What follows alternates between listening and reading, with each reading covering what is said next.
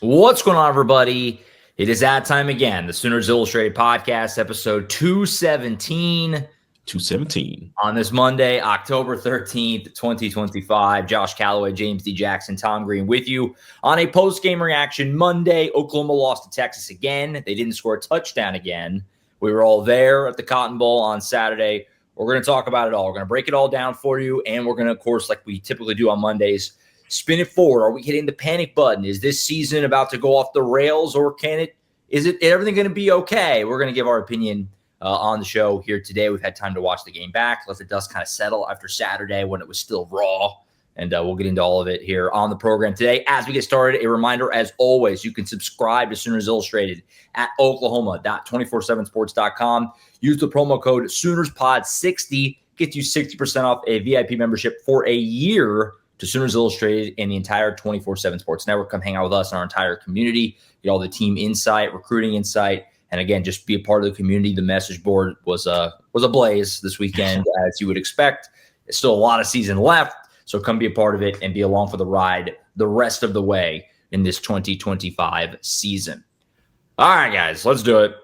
Red River rivalry. We were there on Saturday. Oklahoma loses to Texas 23-6. I mentioned a second ago, they didn't score a touchdown again. This is 3 out of 4 years where they did not score a touchdown in this game. You know, I said this on the instant reaction on Monday or on Saturday night. I'll bring it up again. There have been worse losses in the Brent Venables era. They 49-0 in the first. I mean, there are games that were definitely worse. They played pretty well in some areas in this game. Hard to find one more disappointing. I mean, just to get smacked around like that in the second half was really just, I don't know if anyone saw that coming. We all thought, you could lose this game, certainly, but they got thumped in the second half of this game. Texas just kind of took it to them. Walking out of the Cotton Bowl on Saturday night, really disappointing, right? I mean, just to see that second half, defense couldn't get off the field, offense was poor. We're going to get into all of it, but this was a bit of a reality check on Saturday. Texas took it to them in that second half. Yeah, I mean, I wrote about it yesterday, but that game kind of exposed a lot of the flaws that this Oklahoma team has had through the first half of the season, and a lot of the issues that have kind of been masked by just John Mateer's high-level playmaking at times. Yeah. And when he's not at the top of his game, this offense is, average at best. And look, they weren't lighting the world on fire when he was out there, but he is a game changer when he's healthy and making good decisions and playing like he's capable of playing. And he obviously was not that on Saturday. Commendable for him to work his way back, 17 days post-surgery and, get cleared on Thursday and be able to go out there and play the game. But he very much looked like a guy who had not practiced in 3 weeks, at least not extensively.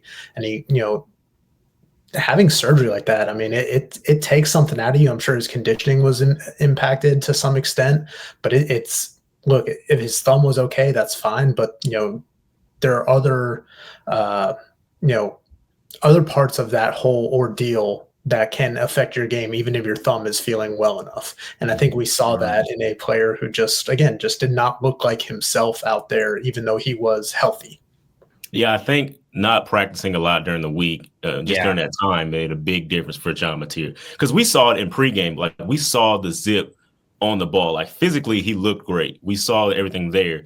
It just he didn't seem to pick up on the timing and things like that again, playing in a football game again. So it's like that's probably a case of him not being out there and staying in the flow of practices, seeing game speed reps. Because Brent Venables said he wasn't doing good on good reps in the beginning part of that week. So I think that may have affected John Mateer. And I think that this just took everything out of the game for Oklahoma. I think the defense got worse when they seen that the offense wasn't playing as well as they could. And I think that's in that second half, it all just boiled over from there because we saw Oklahoma's defense be very physical. I mean, out physical Michigan, Auburn, things like that throughout the season.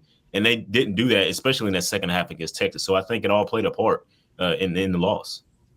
Well, like I said before, we'll do kind of a big picture spinning it forward into the second half of the season later in the show. But I will say, watching the game back this morning, I felt a little better than I did on Saturday night. Saturday night, it was just, there's a lot of frustration. I'm sick of not watching all these score touchdowns in this game. I'm down there baking in the sun, shooting highlights of these things. it gets frustrating, third time out of 4 years. But watching it back, basically what it boiled down to, Oklahoma was clearly the better team in the first half and just didn't take advantage of it. Didn't finish drives. That end of first half, we'll get into that, just a debacle. And then the second half, they couldn't go off the field. They kind of just got away from them in the second half of this game. Texas shrunk the game big time. Oklahoma ran 4 plays in the third quarter of this game. And it's like before you know it, like they're down a touchdown in the fourth, and they were driving, but penalties killed it. Like, it wasn't as bad as it felt on Saturday. It was bad. And there are some serious questions that we're going to get into. But there is still, I think, room here to feel like this can be salvaged. And we'll get into that here in just a little bit. Let's get into John Mateer a little further. You guys both brought him up. So this was the question all week. All week we got into it in the game preview, the Monday pod, like, could he play? The whole Dr. Shin. It was a crazy week. They practiced indoors all week, all the secrecy.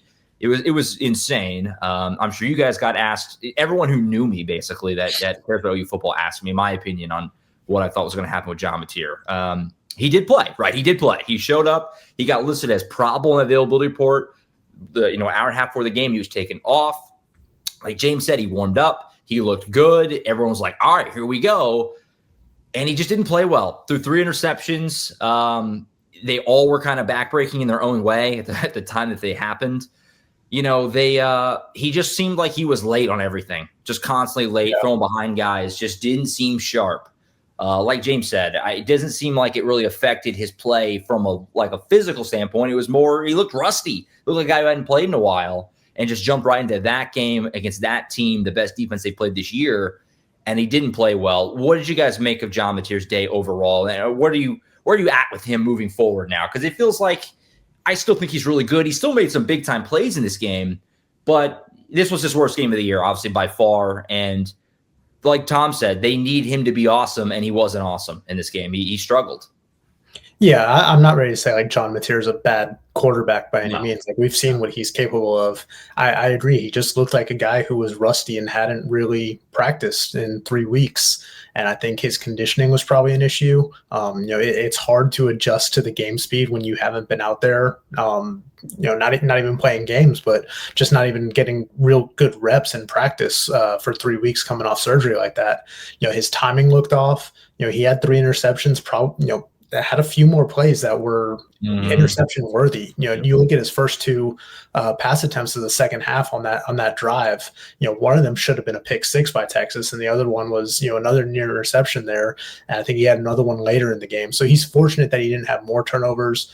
There was even that backwards pass for Torrey Blaylock that was very lucky. They got very lucky that the Texas defender basically stepped out of bounds as he grabbed the ball, avoided another turnover there. It is interesting, though, that even though he had those 3 turnovers, Texas didn't score any points off of those turnovers. Like Oklahoma's defense, answered the call. And I know one of those turnovers was on the final play of the first half. So that did cost Oklahoma points, but it didn't get Texas points the other way. And I'm sure we'll get into that end of half sequence. Oh, yeah. But yeah. Again, like John Mateer just looked like a player who had not really practiced. If you go back and look at the game, there were plays to be made out there. When it was still a 1-score game, when this thing was in reach, like he had the guys open downfield and either just didn't make the right throw, didn't make the right read. Like he said after the game, it wasn't his thumb that was the issue; it was his eyes that failed him. Mm-hmm. I mean, it was just a rough going for John Mateer. I mean, just like I said earlier, he just didn't have the timing. It wasn't there for him. Hadn't practiced pretty much, so it just made everything difficult. And as Tom said, he could have had a lot more picks. I mean, Jamarco Carter played defensive back on one of those throws where he was behind the Texas defender and had to knock it down. Like it was just that type of game for John Mateer. I mean, he came into this game having 10 straight games of at least 1 touchdown pass, 1 rushing a touchdown as well. And so you would expect something like that, just a 1 each. I mean, just 1 overall on one side would be best, but you didn't even get that from John Mateer. And so that's what made it so hard to watch because he just didn't like himself at all. Like it just wasn't out there. I think the confidence waited for him, in that second half as well. And he started to doubt himself and started to make throws that maybe he probably wouldn't have, typically if he was at full strength and things like that. So it was a rough go overall to watch him out there. Yeah, it just wasn't sharp. He used his legs a little. He ended with 5 yards. A lot of that's because he got sacked 5 times. I I don't know. I mean, at the end of the day, if you're Oklahoma, you got to play him, right? If he's ready to go, you have to play him. But it looked like a guy who hadn't played a lot, and that's the difficult balance of that week. And Brent Venables was asked, and he didn't answer it, but it was a good question of that balance of pushing this guy to be ready and practicing him, or just like you don't do anything, heal, and then play. And they kind of went that way with it. Like he didn't do a lot during the week, and it showed. Now, I don't even know if that necessarily was the wrong move. I'm not even really blaming Oklahoma for that, because again, you have to play him if he's ready to go, and they did what they needed to do to get him ready to go. But he just wasn't sharp. Just was not sharp, and he talked a lot about his eyes not being in the right place, and he missed some guys that were open, forced some balls. I mean, the Jaren Kanak interception was terrible, just a bad decision. I mean, just throwing it to a guy who's not open off the end of the first half was awful as well, which we'll talk about in a second. Like it just didn't play real well. He had some good plays too. The Contest Lewis on the sideline for a first down was a great throw. He had one to Carson Kent on third down where he got blasted and got it to him. Like he still had some John Mateer plays, but the mistakes were so glaring. Yeah, and even like you talked about his legs, like his best run of the day, that 33-yarder that got him down to the 13-yard line. It was still a one-score game.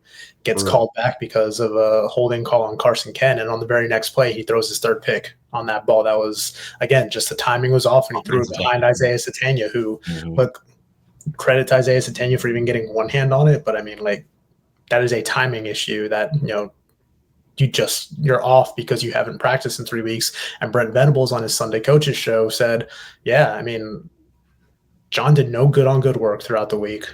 Thursday was his only full day of practice going against the scout team. And it was probably a rhythm issue for him, just not having those reps. And it's one thing to physically come back from surgery after 17 days. Mentally, it's another thing altogether. I can't overstate just the difference in game speed and being able to make throws on air. Like it's just night and day. Yeah. And one of the best defenses as well. Exactly. It just makes in the Cotton Bowl where the emotion's high, that's a tough, that's like maybe the toughest spot to just jump right back into it, So he didn't play well. It was by no means all his fault though. Guys, they can't run the ball. They cannot run the ball. 48 yards on 1.6 yards per carry in this game. It's mind-numbing. It's mind-numbing to watch the inability to run the ball. We talked about it all year. This was the most glaring. Outside of Torrey Blaylock just kind of bursting through, and he had 2 or 3 kind of nice runs that were 8, 9, 10 yard-ish carries. They did nothing. Absolutely nothing. Jaden Knott got 1 carry. That's over. That's over. We can stop talking about that. That's over. Xavier Robinson got involved in this game a little bit, which I don't hate in theory. He had 3 carries. He was out there in some other situations, but he didn't play at all against Kent State hardly. So that just doesn't make any sense to not let him get some reps against Kent State and then okay, now go make an impact against Texas. That's just silly. Guys, they can't run the ball. I mean, it's a major problem, moving forward. They're not going to be able to win games running the ball this poorly. It's just it's bad. It's bad all around right now. Yeah, in 2 SEC games, they're averaging 40 rushing yards per game. Yeah, that's not going to work. That is dead last among all FBS teams in conference play against conference opponents, regardless of conference, 40 yards per game and 1.6 yards per carry or 1.2 yards per carry. It's bad. Overall in the season, they're averaging 3.4 something yards per carry, which is on pace to be worse than last year when they was at 3.8. And there's no Maine on the schedule in November. You have 3 more top 30 SP plus defenses on your schedule on the back half of this slate. It doesn't get easier, and they're just not finding ways to run the ball. They're averaging, I think, 79 or 80 yards per game from their running backs through 6 games midway through the season. It's just not been great. The run blocking has not been there. You lose Derek Simmons in this game, and he was probably your best run blocking offensive lineman this season, and it's just been tough. And when you're not getting that +1 run game from John Mateer to kind of supplement things, it just doesn't work. And it's been a glaring issue that again predates Ben Arbuckle's time. He's only had 6 games to try to figure this out, but they were not running the ball well last year either. It's just been rough. Mm-hmm. Yeah, and I think as you mentioned, with Derek Simmons going down, I think the offensive line, just not having all five guys that are used to being out there on the field, I think that made a big difference in the run game, and I think we saw it in some of the pass blocking as well. Josh and I talked about it in the post game. I mean, Logan Howland was ruled out, on the Friday report.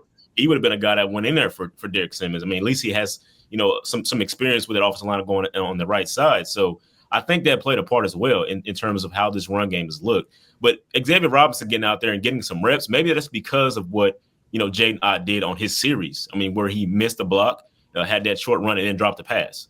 I think that's when you put Xavier Robinson out there because you didn't trust what Jaden Ott had done. I will say I don't necessarily think that Jaden Ott missed that block. I think Deion Burks cut it back in too early.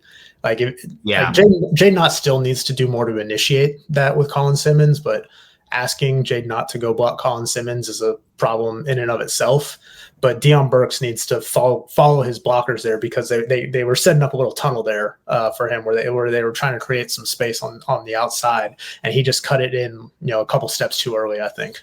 Mm-hmm. Yeah, no, Keegan Renaud does a really good job.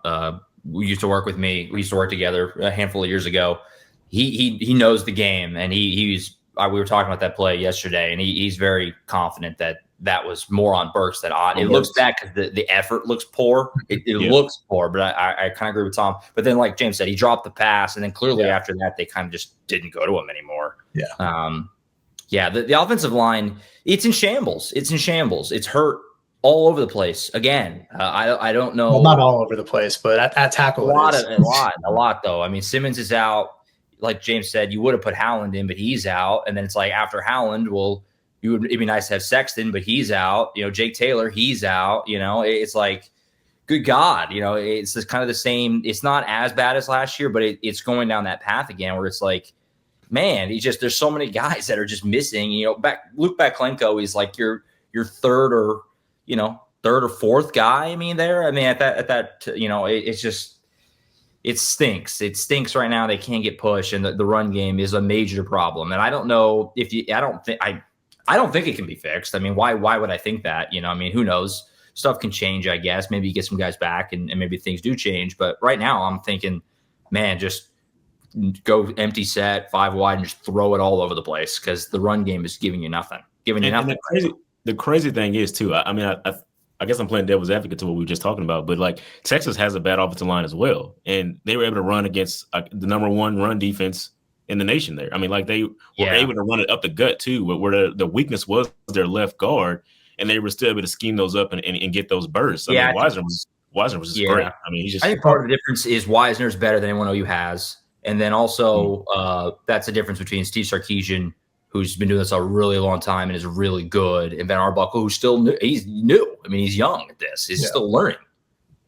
And also, like, it's some missed tackles from Oklahoma that really hurt them in the run game. They had 12 missed tackles for the game. I think most of those were against the run. You look at Trey Wisner's numbers. He had like 100 yards after contact in this game.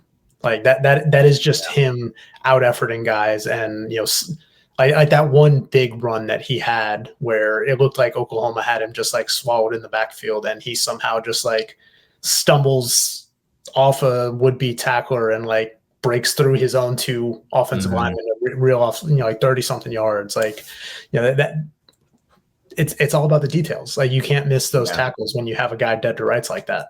And to that point, OU does not have anyone that can make guys miss like that right now. And Torrey Blaylock is their best guy. He is. He's a true freshman. He's a true freshman out there.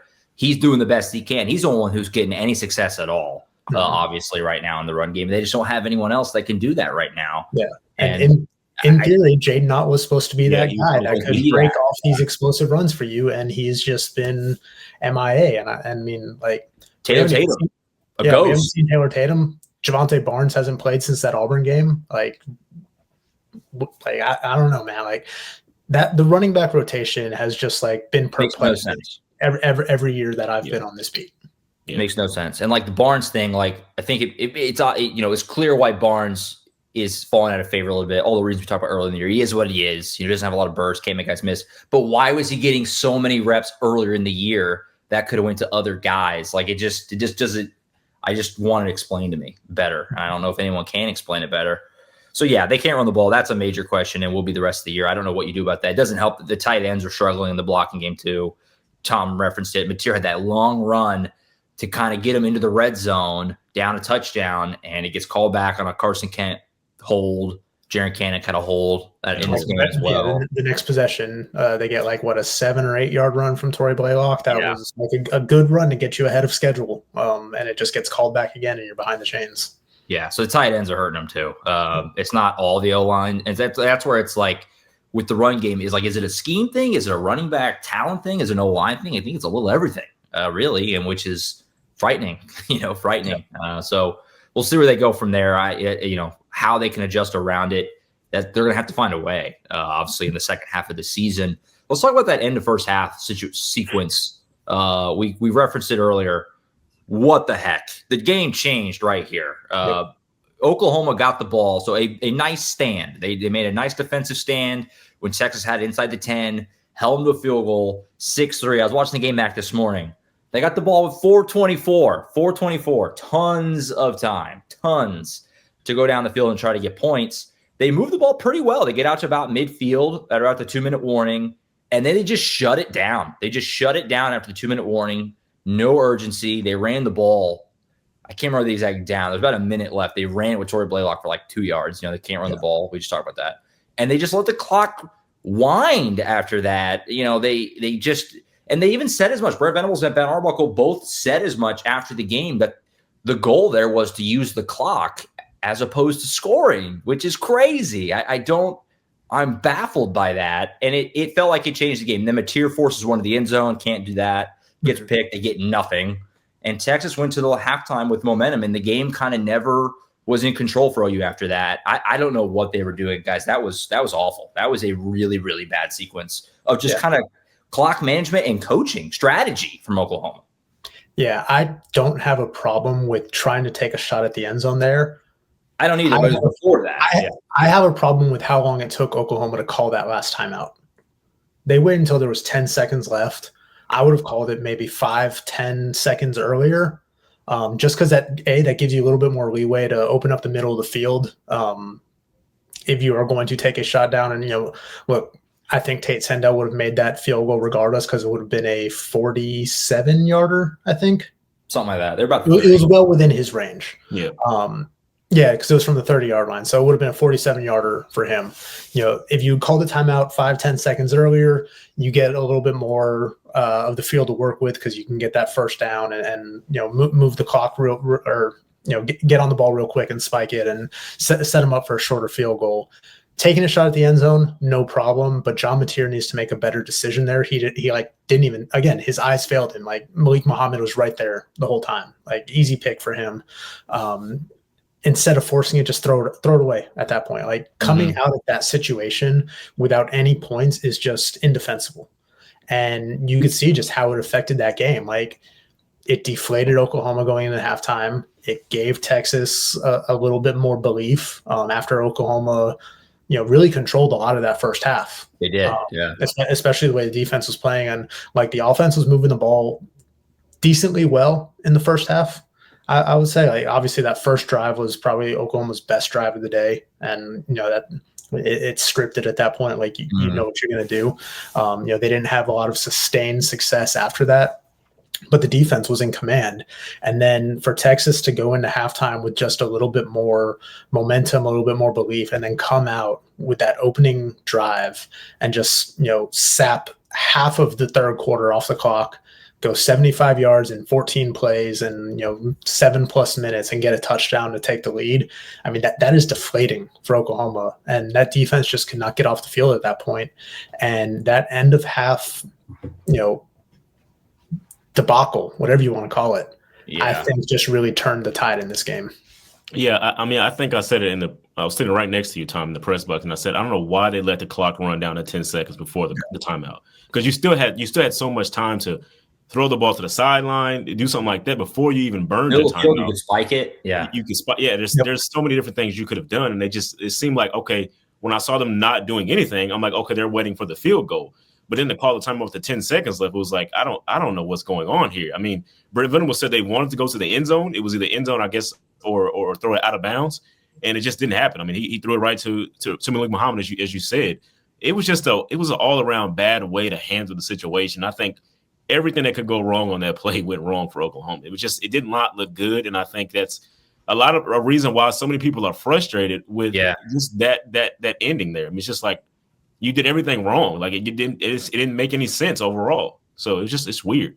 Yeah, I think the genesis of it all comes back to just a horrendous mindset. I just don't know why and they both said as much. Brent Venables and Pat Arbuckle both said that they were really kind of trying to work the clock. And I just don't get why that's the priority over scoring.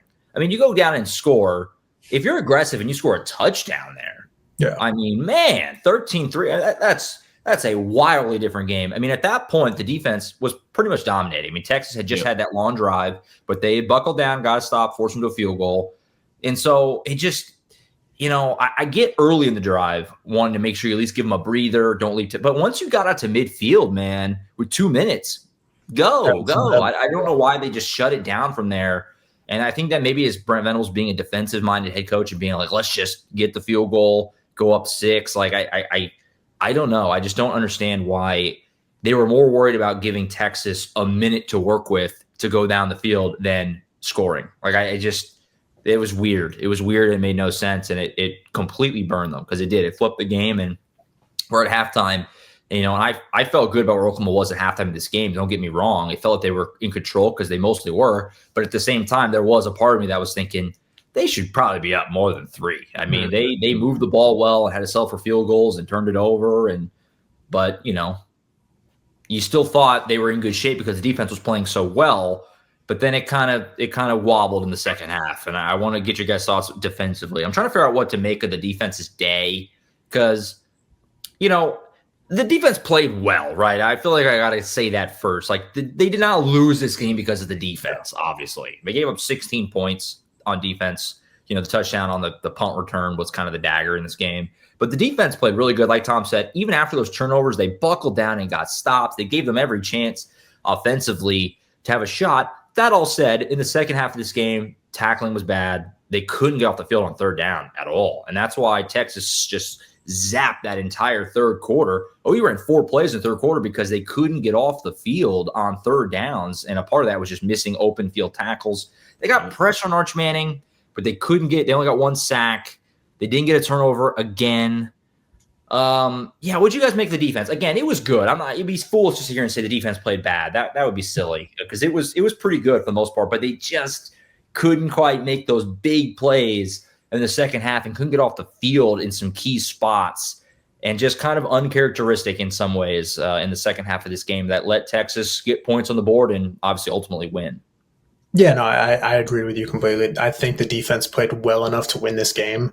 When you're talking about holding Texas to 16 points, not letting them get any points off of turnovers. They should, that should have been a good enough defensive effort to win this game. But it was by far, I don't want to say the worst defensive performance we've seen this season because, again, they did give up a 75-yard touchdown run against Michigan. That was probably the most glaring mistake they've made. But the inability to get off the field on third down, like you said, especially in that third quarter, was just killer.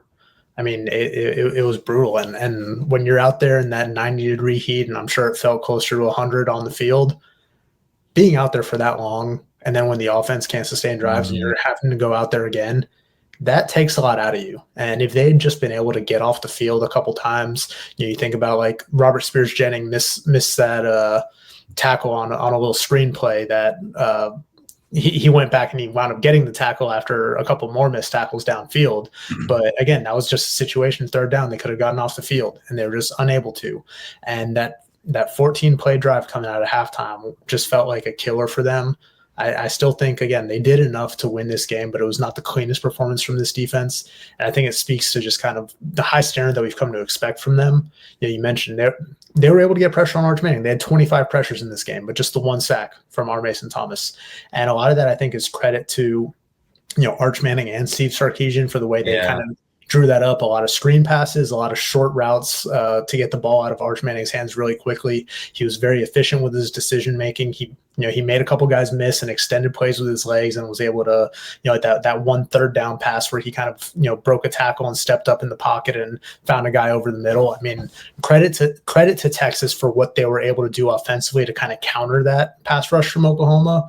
But yeah, it just like they were not able to finish plays or finish drives, and that ultimately did them in the second half. Yeah, it was weird to see because like you said, they were doing a lot of screen passes, which is kind of like trying to get away from Oklahoma's great defensive line, just trying to win that battle in that way. And Oklahoma's been like just throughout the season, they've been one of the best at stopping screen passes. Any type of screen, Oklahoma's good at. I mean, Kendall Daniels is one of the guys that's like he is always in position to make those plays, and they just didn't make those tackles as you said. It was just the missed tackles. They were still in position, but they weren't making those tackles. They weren't being as physical as they usually were. And so it changed everything for that defense in that third quarter where they couldn't get off the field because it was just those one missed tackles, and it would just make everything deflated for them because they would just get a big game. Texas would get big game here, the big game there, and it would just hurt everything they had to do. So, I mean, like, it was rough to see. As you said, Josh, it wasn't a bad performance from the defense, but I do think it was below their standard because of what happened in the third quarter. And I think that played a part in just the mental part of the game for them. It wasn't there for them because when you miss one tackle, and it's like Kendall Daniels said he heard a lot of my bads from his teammates. Like he said, you can't have that in this type of game. Like we gotta figure that out. So like it's gotta be right. You gotta make the play when you're given the chance, and they weren't doing that. So it was a little weird. It was a little weird overall for him. Yeah. I'd echo Tom for sure. Credit to Arch Manning. I mean, we all kind of thought on Friday, get pressure on him, make him move. That's, maybe force him into some mistakes. He just didn't make any. He played really well, I thought. And that huge play after they get the long touchdown, he goes 3 and out, but they pin him deep. They're inside their own 10. They have 3rd and long, and they get pressure on Arch Manning, but he rolls out and he throws a dot down the sideline to Livingstone, I think. Yeah. Like a 20-yard gain, gets them out of their own end. That was a huge play. Huge. They had pressure on him. Marvin Jones coming right on him. He's like on the goal line, basically. And he just threw a dime right on the sideline. And that's just kind of one of those like, man, it's just not our day sort of a thing. Because you kind of did everything right defensively there. And he just threw a great ball on the sideline. So give Arch Manning credit. That was the best he's played this year. And that was kind of the difference in a lot of ways for Texas offensively in the second half. So, yeah, I will say, like, they still held Texas to like 300 yards of offense, basically. Sure. Arch Manning only had like 160 or whatever. Yeah, 166, but he was like 21 of 26. He was efficient. He was, again, really good at getting the ball out of his hands quickly and just making good decisions. And when you can counter a pass rush like Oklahoma's had with those quick passes, and again, I think that's something that's kind of always been a calling card of Steve Sarkisian as a play caller. He's just really good at scheming up those screens and those short routes. That showed on Saturday. Any other? And as I said, I think I want to point out. I guess Peyton Bowen had a really good pass block up in the end zone in that first half. I mean, that was a big play for Oklahoma. Yeah, I thought you guys played pretty well. I mean, Peyton Bowen, Kendall Daniels, I thought had a good game. Taylor Wine was making a lot of plays in this game. But yeah, Bryson Holton was really good. Or Mason Thomas, that was another play that was huge. He had the one sack. It was in the first. It was on that drive early, that big long drive toward the second half. You just thought as it was unfolding, you could see it that it was going to be a sack, and it just didn't happen. Arch Manning was kind of loose with the ball, and from my vantage point in that end zone, you could see Arch Mason coming around. It was like, oh man, you could just feel he was going to get a strip sack here. Arch Manning, again, credit, held onto the ball somehow, and imagine if that was a strip sack and they get the ball deep in Texas territory, up 6-3 instead of that long drive. Those are the little moments in a game that, especially a game like that could have been so different. If they could have just had one turnover. The lack of turnovers is killing them, especially in a game like that. It hasn't hurt them yet because they've just been so good and the offense has been at least good enough. In this game, a turnover would have been so huge, just at any point, to give them a short field, maybe kill one of those drives like I was just saying. Just couldn't get it. Again, no turnovers. That's hurting them. You're what, -8 on the year now? I mean, it's eventually that stuff comes to bite you. But like, you go into this game, you lose a turnover battle 3-0. You get out rushed by a lot, and you give up the punt return. You lose the special teams battle. You're never going to win OU Texas ever. Losing all three of those areas ever. Any other big takeaways from this game before we go big picture? I just mentioned it. They gave the punt return. That was kind of the dagger. There was like 80 block in the backs on that. I was going to say, it seemed like said as much on his show. They submitted it to the SEC. Yeah. I mean, and that doesn't change anything. It's just like, hey, y'all need to like watch out for this stuff moving forward. Sure. But yeah, I mean, I thought in real time that there were a couple blocks in the back too. I think I even turned to James. I was like, how was that not a block? As it was unfolding, I just didn't even really react to it because I just thought for sure it was going to come back. Yeah. And then after it was over, it was like, was there not a flat? I was still waiting like an extra beat, and it just never came. Just never was. No statement from the SEC either. Yeah, what the heck? What I thought might have been more egregious than the no call on the block in the back was the play right before that. I think it was a pass intended for Isaiah Satania. Oh yeah, and the Texas defender just leveled Satania like before he could even. There's no pass interference. Like I don't know, those back to back, just like the game's over at that point. For sure. Anything else from this game before we go big picture that sticks out? I think we pretty much covered everything. It just sucked. It just sucked walking out of there and being like, they didn't score a touchdown again. And that stats is floating around. They haven't scored 30 against a Power 4 team in like 700 days or something, or close since to it. The TCU game to end the 2023 regular season. They scored a million. Yeah. The most they've scored against a Power 4 team since then was 27 against Auburn last year. And that was a game when they had a pick 6. Yeah. Not great. It's tough. So, let's go big picture. Where do they go from here? Are you hitting the panic button? They're 5-1, right? Before the season, you probably would have signed up for 5-1 at this point in the year. You would have, right? I mean, now the year unfolds. You readjust your expectations. The fact that Texas just lost to Florida, I think, is heavily influencing the mindset because Texas is still good, right? They're still they were preseason number 1, right? I mean, they're a good team. They have a good roster. I said it before the year. Win your home games, sans LSU, and then can you go get 3 of 6 between the Texas game, your road games, and LSU? Can you get 3 or 2 actually, just 2 of those because Temple's on the road? So the 6 home games plus Temple, there's 7 wins. Can you go get 2 out of 5 LSU, Texas, the 3 road games? They're still on track for that. They lost 1 here, but that's still on the table. Are you guys still thinking this team can get to 9 wins, or? I guess I'll just won't even give you options. Just where are you at with the team in terms of, at the midway point of the year and going into this gauntlet? They go on the road to South Carolina this week, and this team still wins some games, or are you hitting the panic button a little bit? Where are you at? I think this team is still very good. If you look at the advanced metrics and the computer numbers, like they're still, I think, 6th or 8th in SP Plus, even after losing that game against Texas. Like this is still a very good team, and the difference between the top team in the nation and like the 30th team in the nation, like the margins are a lot smaller now, just because the redistribution of talent across college football over these last few years. I'm not ready to hit the panic button on this team. Are they flawed? Yes. Are there ways to mask those flaws? Yes, because we've seen that when John Mateer is at the top of his game, elite quarterback play makes up for a lot of things. And if John Mateer can get back into a rhythm like he was early in the season, actually start practicing this week, you would think. I think that they can respond coming out of that Texas game. I think losing to Texas in that manner is not good because it's been the same story through the last 4 years. But if you had told people coming out of midway through the season that they're 5-1 and ranked in the top 15, you would take that, I would think. I think we all would have taken that at this point. But I think it's just the manner in which they lost to Texas is drawing a lot of kind of overreactions to everything. But I still think this team is very good.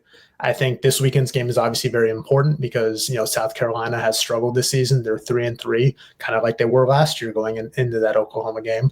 But I think this South Carolina team has more questions than that one did a year ago at this point. So if Oklahoma can respond and go out there on the road and win this game, like I think that eases a lot of concerns. I think these next 2 games really are quite winnable, even though, Ole Miss is undefeated and ranked number 5 in the nation right now. I'd be surprised if Ole Miss can keep it up at this point. Like it feels like they're just kind of teetering there. Like this is not kind of the wagon that Lane Kiffin has had offensively in years past. It seems like, even though Trinidad Chambliss has been very good for them, and their tight end is leading the SEC in receiving yards at the position at this point. I just think that they have more questions. So I think that these are two very winnable games coming up, but they are also very important games that you need to win if you want to keep everything intact. Because again, big picture, it's just one loss. Like you were never going to go undefeated against this schedule. Would you have liked to beat your biggest rival? Of course you would. Would you have liked to score touchdowns against Texas? Of course you would. And I think if this game ended like 17-13 or 20-17, there's a lot less panicking among the fan base. And again, you mentioned, Keegan pointing out some things earlier. I want to shout him out because he had a really good thread this morning about just some of the plays that John Mateer missed. Like, it wasn't a scheme issue. Like, he had guys open that could have changed this game and put Oklahoma in a position to win, and just did not make the plays when they were out there. So again, I think getting John Mateer back and getting him healthy and in a rhythm changes a lot for this team. But they need him to play well for all of their goals to still be intact. Mm-hmm. Yeah, I don't think there's any reason to hit the panic button just yet. I know the way they lost is what makes it feel a little bit different.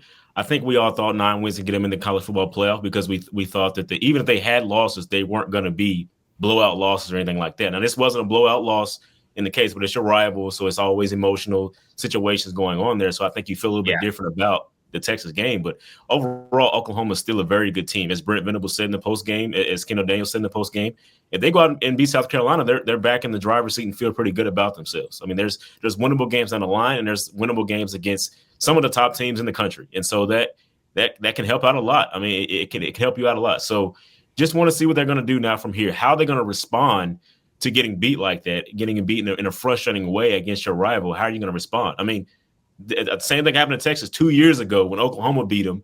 Texas still went on to win the Big 12 and go into the college football playoff. There's still opportunities there. So you can still do it. I think Oklahoma has a chance to do that as well. So no reason to hit the panic button just yet. Not yet. Yeah, if you had asked me on Saturday night, I would have been tempted to. Watching it back, like I said earlier, I did feel better about it. It just kind of got away from them a little bit in that second half. Missed tackles that you don't normally miss. Cody McKenzie said at postgame that they were in position a lot of the time. I kind of tend to agree. Honestly, watching it back, they just didn't make the plays. And I'm going to give John Mateer and the offense the benefit of the doubt for now, that with an actual week to practice, that it will be a lot more polished. The lack of a run game really concerns me because that's my problem all year. Yep. But again, maybe they just kind of say, forget it and go empty set and just throw it around a little bit more and just kind of let John Mateer try to win you games. That might work with this defense. It might. I don't know. We'll find out. I will say, like Tom and James, you mentioned it too, major fork in the road this week. I mean, if you can go win in Columbia, kind of feels like you're back on track a little bit. And it's like, okay, you've kind of reset some things. You lose this week and you're looking at what's left. You're 5-2 and you're starting to be like, damn, like this got daunting really quick. So this is a huge week. We'll do the game preview on Friday, but this is a massive game this weekend to go into Columbia and play well and win and come back home against Ole Miss at 6-1, feeling good. And you're going to need to win that one too. But if you're 7-1 going to that final stretch of that 4 games, the 2 really tough road games, Knoxville and Tuscaloosa, you're feeling like we can split this and be 9-3, and that'll be probably good enough to get in with kind of the state of college football right now. So you're taking it one at a time. You play well and win this week, I think you're okay. But if you lose this weekend, it's got a chance to spiral on you. It does. So we'll see. Big week coming up. Yeah, I just want to add one more thing about the lack of a coherent run game. I think it's also hurting Oklahoma that they've just not been able to take the top off defenses in the passing game, because the 20-yard passing plays are obviously up. They're doing a really good job of, especially John Mateer, taking advantage of the middle of the field, kind of in that intermediate to deep passing game. But they've just not had that like home run play over the top. And again, I think he had some opportunities in this one to make some of those plays. But when you don't have that threat to just like take the top off, you're allowing the defense to play a little bit closer to the line of scrimmage. And the closer that they are to the line of scrimmage, the harder it's going to be to get a good run game going. So I think if they can find a way to get some some of those, really long passing plays. I think they only have one pass of 40+ yards this season, whereas they have like a lot of 20-yard passes. If they can get a couple more of those big explosive plays, I think it might kind of take some of the pressure and open up some things in the run game. But yeah, no, I still think the lack of a consistent, efficient running game is the biggest problem for this team right now. Mm-hmm. No. You think that? I mean, Isaiah Tang is a speed guy. I mean, you would think there's a weapon there to do that. Yeah, so just got to find the mark, I guess. Yeah, maybe getting Giovanni Gibson back too. Have a bigger guy like him. Yeah, I think that he saw him make a couple of plays in this game. It feels like he's getting his feet more underneath him. Obviously with each week. I think that's a big X factor the rest of the way is how much more involved can he get because he just does look different than everyone else out there. Yeah. And he made a couple nice plays in this game, so including a throw. That was foretold. We knew he had a high school quarterback. He has an arm. Yeah. I can't believe he got that out and completed it. That was kind of it was a little ill-advised, but it worked. So we're kind of illustrates his strength though. This is insane. Yeah. He's a big dude, big strong dude. I think that's it for now. Usual schedule. We're going to talk to players tonight in Norman. Presumably John Mateer. Don't know that for sure, but I'm assuming that we'll get to hear from John. We heard from him after the game. On the table up there, the podium or whatever. Just a few, not any sort of like one-on-one. So hopefully we get a chance to hear from him tonight to kind of recap everything the last 3 weeks. Yeah. And other players as well. Obviously, Venables, Arbuckle Tuesday, back with Colin Kennedy on Thursday, and then we'll have a game preview show Friday, getting ready for South Carolina this week in Columbia. I think that's it for now. We'll see you Thursday with Colin and the three of us on Friday for the game preview. For Tom Green, James D. Jackson, I'm Josh Callaway. See you next time right back here, as always, on Sooners Illustrated. See you.